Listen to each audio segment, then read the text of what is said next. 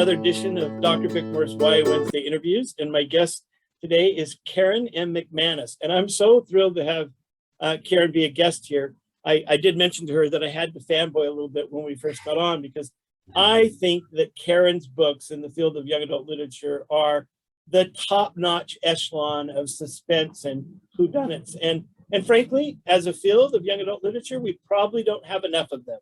So I'm happy to have you here, Karen. And why don't you start out by telling us a little bit about how you decided to be a writer as opposed to the world's great journalist or something like that. Sure. Well, first of all, thanks for having me. Really happy to be here. And for me, I was one of those kids who always wanted to be an author. I started writing when I was 8 years old. I kept it up all the way almost through high school and used to tell people I would be an author. That's the first thing I can remember wanting to be. But as I got older, I got other interests, so I was busier, and I also had a hard time finishing anything, the more complicated stories I was trying to tell. So I decided, without ever actually having tried to get published, that it just was not something I could do, and it wasn't realistic, and I was going to do something different. And I did. I went to college, I graduated, got married, had lots of different jobs, always in the communications field, always related to writing, but not creative writing.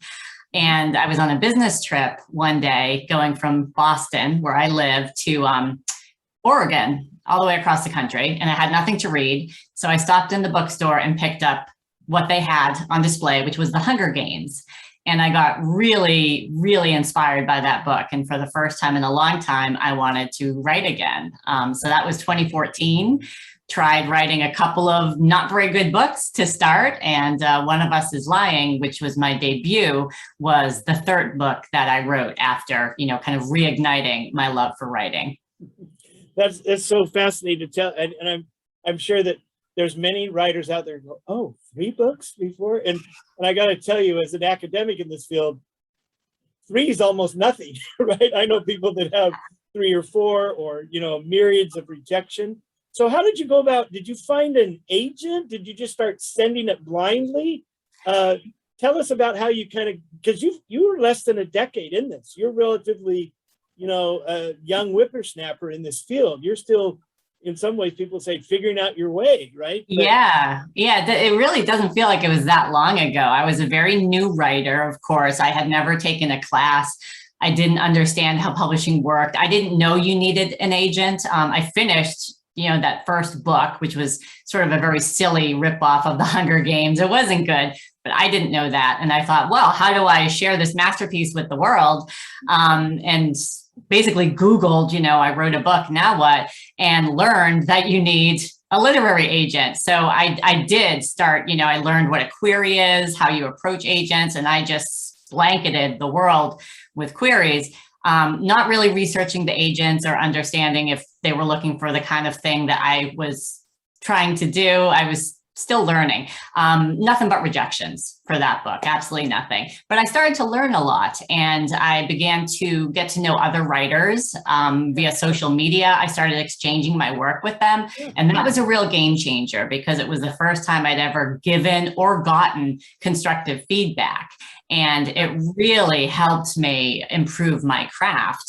So I kept learning. I wrote another book. I started to become more aware of the type of business partner that I wanted, and the type of agent I would like to work with, and the type of publisher I hope to be published by. And so by the time I had the idea for One of Us is Lying, I had a really good sense of who to share it with. And the kind of nice closed loop about all this is that my agent also represents the author of The Hunger Games.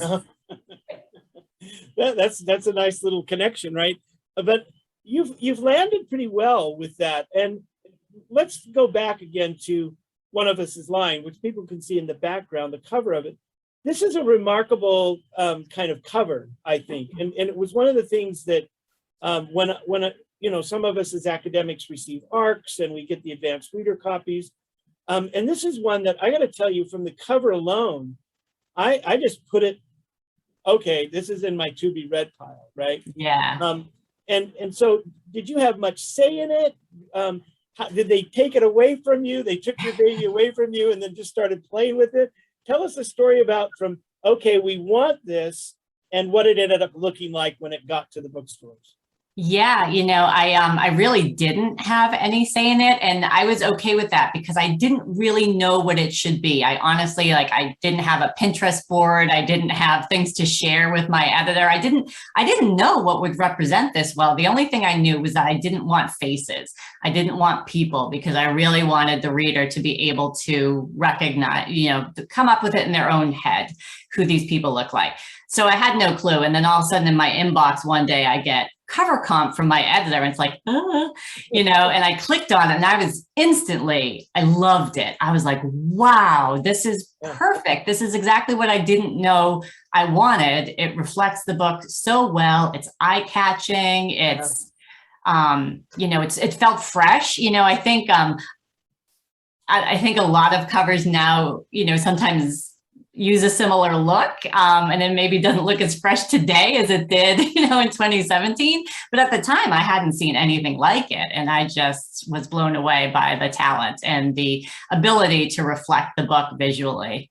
Yeah, it's interesting. We hear don't judge a book by its cover, but we do all the time. And if you're in my position where you're a critic or teaching the young adult literature class or advocating for books kids really want to read, a cover makes a difference. And it truly does. It's whether or not you get a stack of books and you open them up and you say, right away, this one, right away, well, we'll wait, we'll hear with this. But for me, it was right there from the start. And it was one of those that as soon as I read One of Us Was Lying, and people who know me well and follow the blog know that I'm really interested in second novels. Right. I want to know, a debut novel can be really great. It can hit and it can be a great read. It can have some literary quality, but I'm interested in often the sophomore effort. Right. So tell us about your sophomore effort, which I'm happy to say is great. But that's one of the things that some of us that are looking at writers say, okay, you made a splash, right? Yeah. About published. What's next? Yeah, that book was, it was a true second book. Second book syndrome is a real thing. And I absolutely had it. I had mentioned that I had tried writing other books before One of Us Is Lying, and genre-wise, I was all over the place. And when One of Us Is Lying sold, I was actually working on a contemporary romance. It was not a mystery. And, I shared that with my agent and my editors, and everyone sort of felt like, oh, this is like a really cute book, but it's too different from One of Us Is Lying. Like, people are going to want sort of more of that. So I had to come up with something kind of from scratch. And I came up with this idea of this small town with a tragic past where history might be repeating itself. But I didn't know what that meant. And I had written One of Us Is Lying like a bolt of lightning. It came to me, it felt like it possessed me. It took 2 months to write, and there it was. And I tried to write this book the same way, not understanding that it wasn't the same kind of book. It was not a bolt of lightning. It was a seedling. It needed time. It needed, space. It needed nurturing. And so I really struggled a lot putting that book together. And then in the middle of struggling with it, One of Us Is Lying came out, hit, unexpectedly in a way that none of us saw coming. And suddenly I felt all this pressure to live up to that with this book that was already a problem. And so it really took some work. And I like to say that that's the book that made me an author. Like One of Us Is Lying launched my career, but Two Can Keep a Secret is the book that allowed me to continue, because I had to work in a very different way. I had to, kind of fight for it every single day to make that book a reality. And I'm so proud of it. I really love how it turned out. And to go from that uncertainty to being so happy with it, that taught me that I could do this. I could do this under a very different set of circumstances than my debut. No, and like I say, it's a really nice book as well. I'm always struck when I look, and I was preparing to talk with you, I look back and reminded, I love the town's name in the second book, Echo Ridge, and I have to ask, why Hillary as a name? Is that an homage, or is you mean Ellery? Ellery, yeah, Ellery. Yeah, why did People always ask me if that's an homage to Ellery McQueen. Yes, yes. It is not. It's actually, it's the street name in the neighborhood where I used to live. I used to always walk past Ellery Street. And a lot of times while I was doing it, it was when I was sort of unhappy in my job, but I didn't know what to do differently. And I would just look at Ellery Street as I'm sort of circling the neighborhood and think, how can I do something different than what I'm doing? And there's something about Ellery that makes me think of persistence and makes me think of like, you're always sort of reaching for something. And that's how I feel that character is. She just doesn't give up, even when she doesn't know what to do. Yeah, well, that's what I was getting at, is because those of us that read mystery and and suspense and have that whole are going to wonder, is that really an homage? Yeah, so a really good it fits, but that, different inspiration. Yeah, that's fascinating. So let's kind of move through the canon a little bit. One of Us Is Next. Did you get pressure to do that? Did it come to you? What is structured? Because those of us that don't know, is One of Us Is Next is the sequel to One of Us Is Lying, right? And some of us might say, you're pretty brutal to go back and visit that town or those kids again. This has been a tough go already. So yeah, where did that one come from? And I've always just told people I wrote it as a standalone. One of Us Is Lying. I didn't intend to write a sequel. And when people would ask me, readers, initially, I'd say, nope, I'm done with that. But it sort of planted a seed in my head as they asked that question. And I would think, well, how would I do it if I was going to do it? And then my publisher asked me if I was open to it. And I said, well, I have some thoughts, but it wouldn't be the same 4 characters. So how do you feel about that? Because for me, if I'm writing a story, I need the characters to go on a journey of growth that kind of parallels the mystery. And with those 4, I felt like they ended exactly where I wanted them to be. I didn't want to unspool them and put them through their paces again. So it had to be new characters. And my publisher was totally open to that. And it's just sort of grew from there. Well, if people know One of Us Is Lying and haven't picked up One of Us Is Next, it's a wonderful surprise. Again, here I am just kind of raving about a series of books, which is all the more reason when I had the opportunity to think, could I interview her? Because it's remarkable. It could sit as a standalone novel. It wouldn't even have to be advertised. You don't have to read the first one. No, you don't have to read the first one. And these characters stand on their own as really strong embodiments of a combination of a really nice plot with really good characters. And so I recommend, jump on board. If you love that suspense, this is another place to really go. It's one of my favorite twists that I've ever written, the very last one. Yeah, let's not give anything away, because this is one of those books that we talk a little bit about going along for the ride as readers, and I love to do that, but it's one that just really I thought was nice. And not too long ago, I got as I'm packing my office here to move, but the Cousins. Again, I thought, okay, and this one I did first as an audiobook, and I did it as I was riding my bike around Las Vegas when the traffic was not here.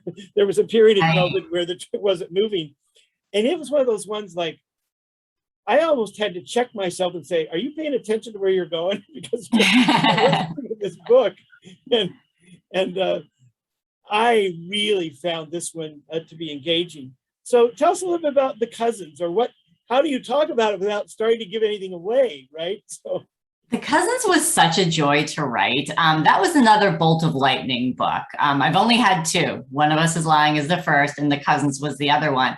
And I had been reading a magazine article about the Kennedy grandchildren. And of course, the Kennedys are a political dynasty that's based in Massachusetts, where I live. And all these grandchildren were doing really interesting things. And I thought, oh, what would it be like to have a name like that just opens so many doors? And then I thought, and what would it be like if those doors shut, and you didn't know why, but then you had the chance to get it back. And so that was the genesis of the idea, was that there's this family, very prominent, very influential, not politicians. And they have a generation of kids who are the parents of my protagonists, who seem to have it all, golden future stretching ahead of them. And then very suddenly and abruptly, they're disinherited by their mother with a single sentence of, you know what you did. And they claim that they don't. Years later, the teenage children are invited to spend a summer with this grandmother and on an island where she lives. And the island is very much meant to be similar to Martha's Vineyard and Nantucket, where I grew up visiting when I was a kid. So it was so fun to write because it gave me an excuse to go back to Nantucket, where I hadn't been for a while, and just remind myself, what's it like being on the ferry, approaching the island, getting off, all that sort of stuff. And yeah, it was a different setting for me. It wasn't a school setting. The kids were out of school. It was summertime. They were away from their families. So there were a lot of fun things I could do with that. I think, and I don't know how your publishers track this or not, but, I've become more and more interested in the economic and the publishing side of the book industry, especially with young adult literature. And we know certainly that most adolescent fiction that takes off is not just read by adolescents, it's read by adults. Yes. I think you probably have a bigger adult readership than maybe your publishers want us to say in a young adult setting, right? But I think this, for me, this is one of the books as a reader of a lot of detective fiction and suspense, but more my genre is following some of the detectives, Michael Conley and, some of that kind of stuff. But do you find, are you getting responses from adults or the opportunity to speak to adult reading groups at libraries? How's your kind of outreach going with that? Yeah, I mean, for sure. I hear from a lot of adult readers. And one of the things I hear, which makes me really happy, is that parents often read my books with their kids.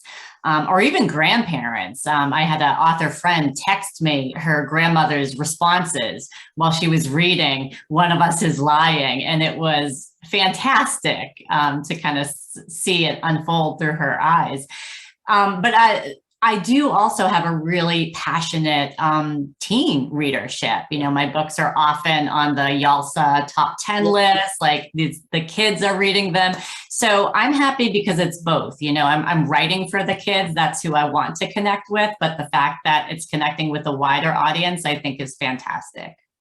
Yeah, I really, can't say enough because, as I said, I'm way past whether or not you have any sophomore anxiety. I think you've really captured a place in the field, and Yeah. I'm always kind of surprised when readers I know or teachers I know haven't read your book or do that. But I think you also might, not that it's hurting you, your books are being read and picked up, but we tend to, in the field, gravitate towards books when we're teaching pre-service teachers that tend to fit within the canon. Right? That might be literature. And sadly, we tend to often marginalize science fiction, fantasy, the suspense novel, or the whodunit, whatever subcategory you're going. And I think that we look at those as academics a little bit from the snooty side.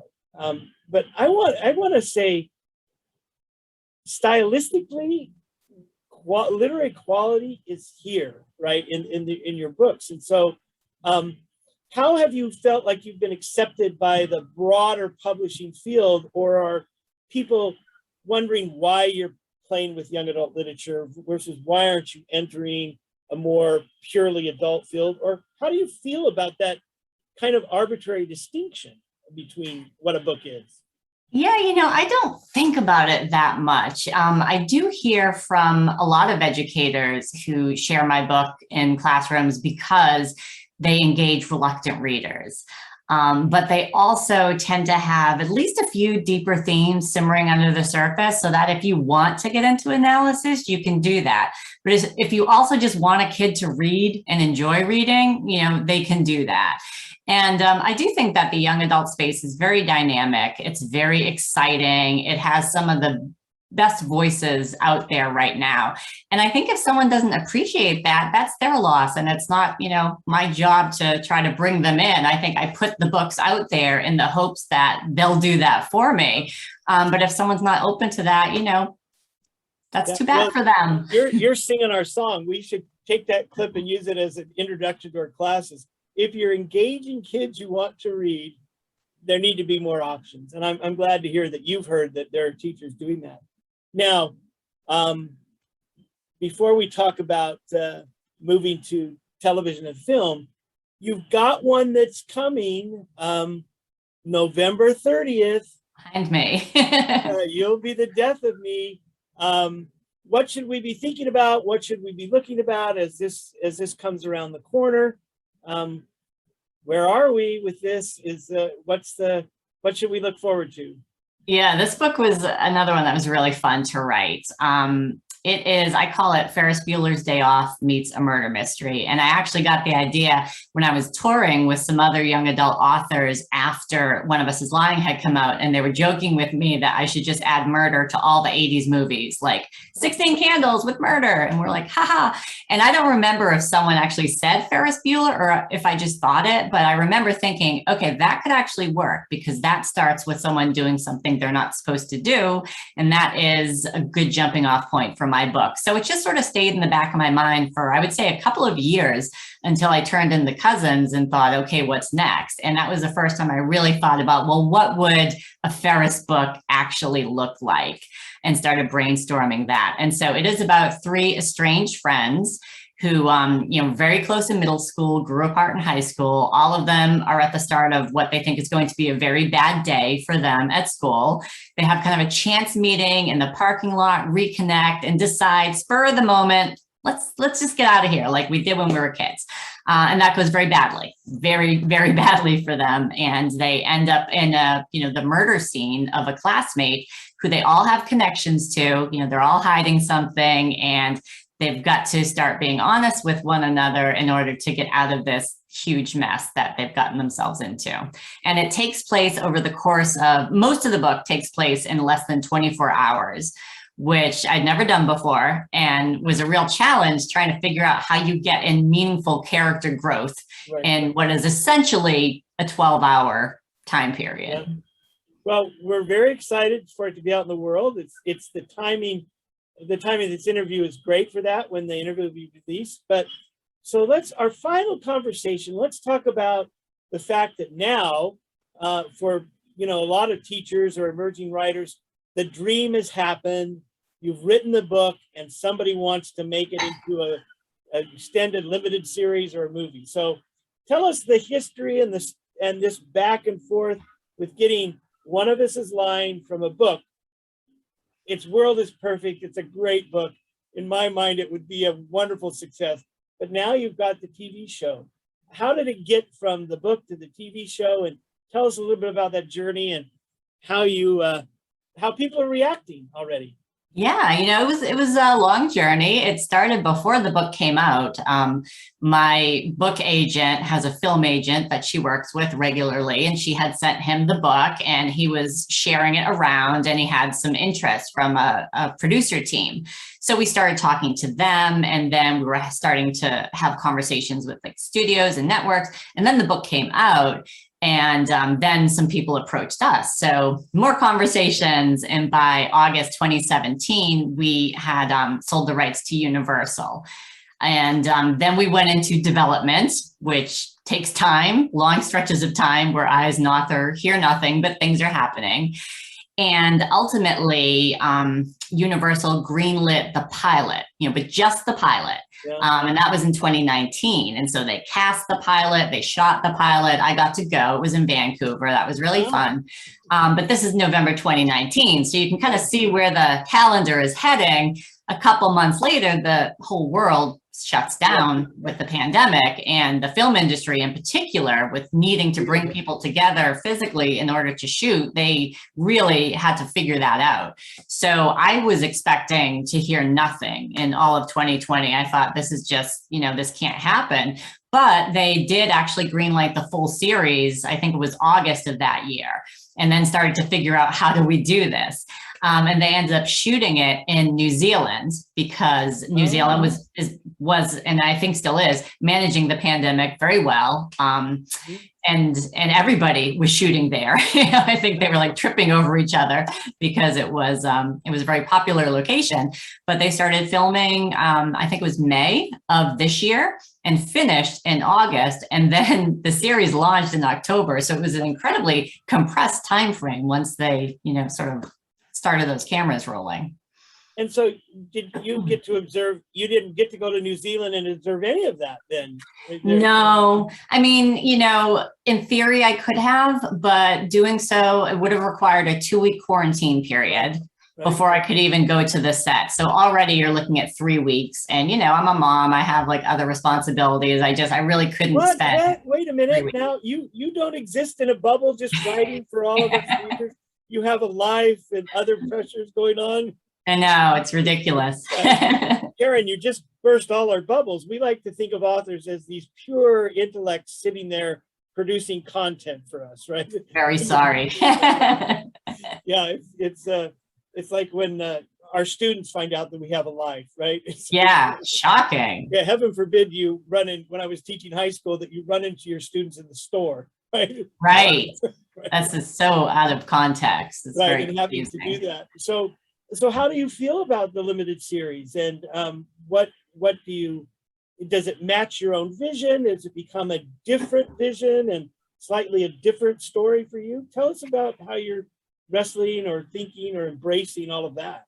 Yeah, I think it's very much its own thing. There's a different creative force behind it than me, and they had their own vision, and I think they executed that vision very well. But they're two different storytelling universes. Sometimes they overlap, sometimes they're close, sometimes they're pretty far apart. And I think, one of the things that they try to do is think about, well, what could come next? Would we potentially be able to have a second season? And if you watch the show, you'll see, it definitely ends at a point where the story's not over.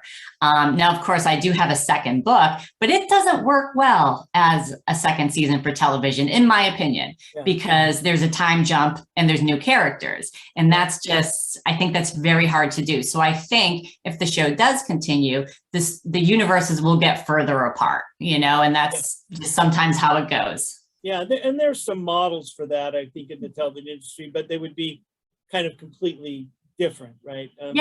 I think they'll have to come up with their own storyline about what happens next. But they're reluctant, like American Horror Story, they're different from season to season, but they might use some of the same actors. There's a way to, so how do you brand it if you want to, because that's the idea. They got to brand something that will bring people back, and that can be difficult with those. Well, it's my final kind of question that I love to ask authors is who, and you've mentioned this with the Hunger Games, but who other authors do you admire or do you read? People are going to be looking at your shelf and saying, oh, look at the Gray Shear and Sadie, which I thought was one of the remarkable books that came out the year it came out as well. Yeah.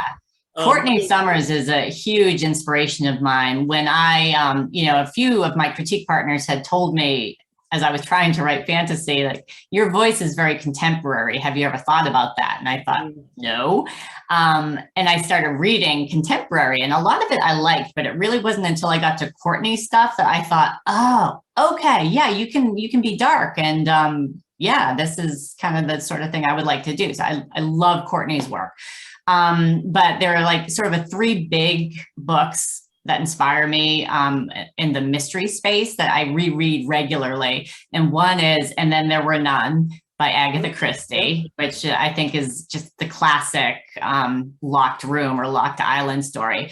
The other is The Secret History by Donna Tartt, which you can actually see like right there. Love that book. It just speaks to me in a way that is hard to explain, but I think it has a hold on me, and I reread it often. And the other one is Gone Girl. I remember reading that, getting to that midpoint and thinking, game changer. Wow. Yeah, Gone Girl is another one of those. Like I say, for those of us that are reading 100+ books a year, you know, to find, and we read so much in the young adult genre, but like I said, when I read detective fiction, Gone Girl is one of those ones that, for those of us that are in that genre, you just can't ignore it, right? Yeah. It's, you just had to say, oh, wow. Okay. And Yeah.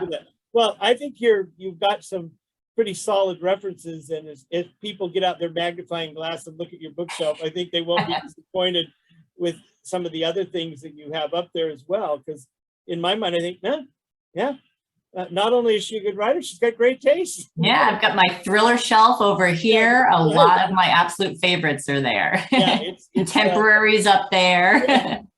It's a wonderful opportunity to kind of to look at the world and the way you see it. But Karen, it's been great to talk with you and get to meet with you. I hope after we go through this pandemic and you'll show up at an Allen conference or NCTE somewhere where we can chat for just a minute in person. That seems so unusual anymore. Right? I know. It's hard to picture, but it's going to happen at some point, and I would love that. Yeah, it's been great to do this, but we love getting to know authors, and we find that one of the things is once we have any kind of little connection with authors, that it helps us connect to our pre-service teachers, and it helps them connect to their students as they go out in the field. And certainly the next time I'm doing a rotating book talk on suspense books, your name will be in the mix for sure. And it's great. I'm so bad. I want to say, can't you just do an author in your favorite book? I can't do that anymore. If the author is hitting, I can say, wait a minute, let me talk about all of them for a minute.